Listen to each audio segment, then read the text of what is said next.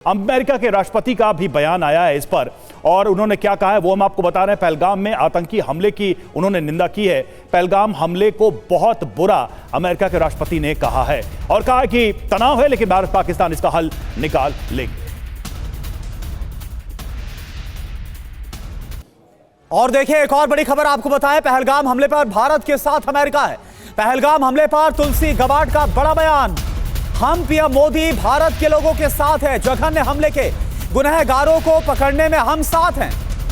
और ये देखिए जो पोस्ट किया गया सोशल मीडिया पर वो भी इस वक्त हम आपको दिखा रहे हैं। We stand in solidarity with India, यानी कि हम इस वक्त भारत के साथ हैं। ये बात तुलसी गबार्ड की तरफ से कही गई है।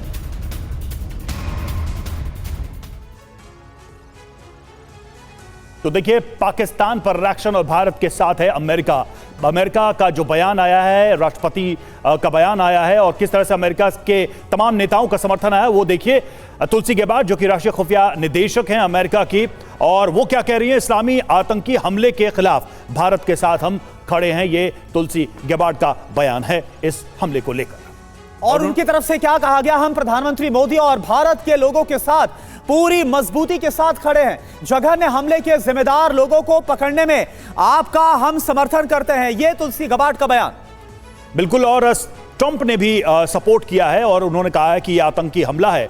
और ट्रंप ने यह भी कहा है कि भारत पाकिस्तान इस मैटर को आपस में देख लेंगे। निश्चित तौर पर यह ऐसा मामला है जिसमें भारत देखेगा कि कैसे इस पूरे मामले को डील करना है, और पूरी दुनिया भारत के साथ खड़ी नजर आ रही है। मनीष, एक चीज मैं समझना चाहूंगा, देखिए बात है कि नेचर ऑफ वॉर या फिर मेंटालिटी, जो बात हमने शुरू में की थी। मुनीर का बयान आता है टू नेशन थ्योरी को लेकर। वो कहते हैं कि अपनी जनरेशन्स को बताइए कि ये लड़ाई हिंदुओं के खिलाफ थी।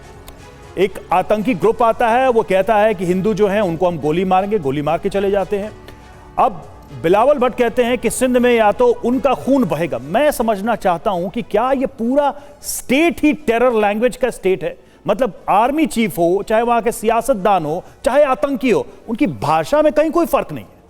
देखिए, पाकिस्तान की पैदाइश ही नफरत की बुनियाद पर हुई थी और वो आज भी उसके आबो हवा में, जमीन में, पानी में, उसकी भाषा में, उसके पहनावे में, उसके रहन सहन में, सब में जगह में दिखता है। दुनिया में कहीं भी आपने नहीं देखा होगा वो कर्नल जो ब्रिटेन में यूके पाकिस्तानी एम्बेसी में तैनात है, वो एक डिप्लोमेट है। दुनिया में किसी भी डिप्लोमेट को आपने नहीं देखा होगा कि इस तरह के इशारे करता है। बल्कि सीरिया में जो आईएसआईएस के फॉर्मर टेररिस्ट थे, अब जब वो सरकार का हिस्सा बन गए हैं तो वो अपने आप को सब भी दिखाने की कोशिश करते हैं। लेकिन बिलावल भुट्टो के आप जो है साफ सुथरे चेहरे पर मत जाइए। इनकी असली पहचान यही है, इनकी आवाज ही यही है। लेकिन तब वही बात है कि जब आप कर बुरा तो हो बुरा। उनकी मां के साथ क्या हुआ? उनकी मां का खून कहां पर बहा था? उनके नाना का खून कहां पर बहा था? और जैसा प्रोफेसर संजय भारद्वाज ने बिल्कुल सही कहा, बिलावल भुट्टो का भी अंजाम यही होना है। इन सबको पता है कि यही अंजाम होगा। लेकिन हां, एक बात जरूर है, आखिरकार आज की तारीख में पाकिस्तान आर्मी के चीफ या फिर वहां की सरकार ऐसा क्यों कर रही है? क्योंकि उन्हें लगा कि अब बलूचिस्तान हाथ से चले जाएगा। उन्हें लगा कि पाकिस्तान के 4 टुकड़े हो जाएंगे, पाकिस्तान में सिविल वॉर हो रहा है। एकमात्र ऐसी चीज है जो पाकिस्तान को यूनाइट करती है, वो है एंटी इंडिया कैंपेन, भारत के साथ युद्ध का जो है सो माहौल बनाना। क्योंकि उनको पता है कि एक बार जब युद्ध की नौबत आएगी तो पूरी दुनिया आ जाएगी, अरे भाई मत लड़ो मत लड़ो, दोनों न्यूक्लियर स्टेट है, दोनों न्यूक्लियर स्टेट है। उनको पता है कि युद्ध होने से पहले दुनिया उनको बचा लेगी। लेकिन तब तक वो अपने यहां जो गृह युद्ध हो रहे हैं, पाकिस्तान को टुकड़े टुकड़े होने से बचा लेंगे, उसकी ये कोशिश है। लेकिन अगर युद्ध के सूरत हाल बनते हैं तब पाकिस्तान क्या करेगा? मुमकिन साहब, मेरा आपसे सवाल है, आपने देखा ना कि आज जिस तरह से पाकिस्तान की सच्चाई पूरी दुनिया के सामने आ गई, कैसे आतंक परस्त है पाकिस्तान। इसके बाद अमेरिका से जो बयान आ रहे हैं, पूरी दुनिया भर से तो आपने बयान देख लिए होंगे पहलगाम हमले को लेकर। पाकिस्तान पूरी तरह से अलग थलग पड़ गया है, क्या करेंगे आप? आप मुझे ये बता दें कि इस सारे सिनेरियो में पाकिस्तान के खिलाफ प्रूफ क्या है? आप जबानी बातें कर रहे हैं, शोर मचा रहे हैं। जो एफआईआर दर्ज हुई इस वाक़े की पहलगाम में, वो 10 मिनट के अंदर वहां पे जो थाना है, वो पुलिस स्टेशन है, उस घटना की जगह से वो कम से कम 40 मील दूर है। 10 मिनट के अंदर वहां पे एफआईआर दर्ज हो गई। फिर उसके बाद आपने हिंदू मुस्लिम कार्ड वहां पे खेलना शुरू कर दिया। हालांकि आपके सामने था कि वो लोकल कश्मीरी मुसलमानों ने जख्मियों को अपने कंधों पे उठा के अस्पताल पहुंचाया, उनकी मदद की, उनको खाना पानी दिया, उनकी मरहम पट्टी की। और उसके बाद आपने पाकिस्तान के ऊपर एलिगेशन लगाने शुरू कर दिए बगैर किसी प्रूफ के। अब आपने अगर वो आदमी पकड़ लिए हैं तो उनके ऊपर 20 लाख का इनाम क्यों रख दिया? कौन सी मालूमात? मुकीम साहब दिक्कत जानते हैं क्या है? नहीं, ये जो बातें आप कह रहे हैं दिक्कत समझिए कहां है। अगर आपको दुनिया भर के हजारों प्रूफ दे दिए जाए। रवि, अगर आपकी इजाजत तो मैं बता दूं। मनीष प्लीज देखिए, भारत के विदेश मंत्रालय ने पूरी दुनिया के डिप्लोमेट को बुलाकर और पूरी दुनिया के डिप्लोमेट को बुलाकर ये एविडेंस दिया है कि पाकिस्तान का इसमें हाथ है। हमने जो एफआईआर की वो 10 ही मिनट में नहीं किया। पता नहीं आप लोगों को कौन ऐसी इंफॉर्मेशन आईएसआई देती है कि पाकिस्तान आर्मी देती है, आपके यहाँ एफआईआर होती है कि नहीं पता नहीं, लेकिन हमने एफआईआर बाद में की, उसमें घटना की टाइमिंग बताई थी कि घटना की टाइमिंग क्या है। बाकी जहां तक सवाल है, कश्मीर में जो लोग उस पाकिस्तानी आतंकियों की मदद कर रहे हैं, हम कुछ, क्योंकि कुछ एक लोकल लोग हैं, 2 4 5 10 लोग हैं, क्योंकि देखिए बहुत सारे ऐसे लोग होते हैं जो जयचंद बन जाते हैं, उनके खिलाफ कार्रवाई हो रही है। पूरा कश्मीर हमारे साथ है और आप उसकी चिंता मत करें, बल्कि आप ये सोचिए कि अब आगे आपके साथ क्या होगा, क्योंकि पाकिस्तान का हाथ इसमें शामिल है। इसलिए इस बार पूरी दुनिया यह मानकर चल रही है कि भारत को कार्रवाई का अधिकार है। आपने कभी देखा किसी भी देश में? अमेरिका और तमाम बड़े देश कह रहे हैं कि भारत के साथ हम हैं और भारत को कार्रवाई का अधिकार है। बस यही मोटी सी बात है जो पाकिस्तान को समझनी है।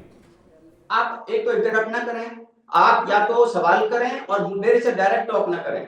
नहीं, मुमकिन साहब, आपकी तरफ से जो गलत जानकारी दी जा रही थी ना, या जो गलत जानकारी आप लोग इस वक्त रखे हुए हैं, उसको करेक्ट कर रहे थे मनीष साहब, बस इतना काम किया है, आपको सुधारा जा रहा था। अब मैं आपको करेक्ट करता हूं ना, मेरी भी सुने जरा। हाँ। आप 4 आदमी बैठ के मेरे साथ मुकाबला करने की कोशिश नहीं, बोलिए ना, पूरा मौका आपको दे रहे हैं बार। हाँ, 1 मिनट भाई, 1 मिनट। हाँ। अब सुने, जनरल KS ढिल्लोन, आपके साबिक आर्मी चीफ, वो कह रहे हैं कि हमारा सिक्योरिटी लैब्स, पशवर्धन आजाद कह रहे हैं कि जी ये हमारा सिक्योरिटी लैब्स, हमारी इंटेलिजेंस एजेंसियों की कमजोरी।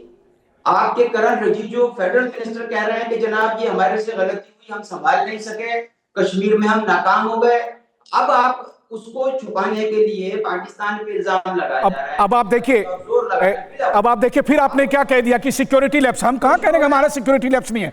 9/11 हुआ अमेरिका में, तो अमेरिका में भी कहा गया कि हां अमेरिका की सुरक्षा एजेंसियां फेल हो गई थी, सिक्योरिटी लैब्स था, लेकिन उसके गुनाहगार जो लोग थे, ओसामा बिन लादेन कहां मारा गया? पाकिस्तान में। हम यही तो कह रहे हैं, हमारी चूक ये हुई कि इस बार पाकिस्तानी आतंकी आए और उसके गुनाह से पहले हम उसे नहीं मार पाए थे।